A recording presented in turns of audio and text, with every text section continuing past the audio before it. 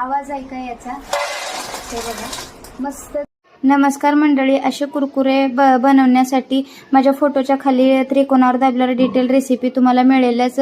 बेसन आणि तांदळाच्या पिठापासून बनवलेले आहे। एका कढईमध्ये तेल, जिरे, तूप, काळी मिरी पावडर, कसुरी मेथी टाकून एकजीव करून घ्यायचं आहे। तडतडल्याच्या नंतर मग याच्यामध्ये पाणी टाकून घ्यायचं आहे, चवीनुसार मीठ टाकायचं आहे आणि पीठ मिक्स करून घ्यायचं आहे।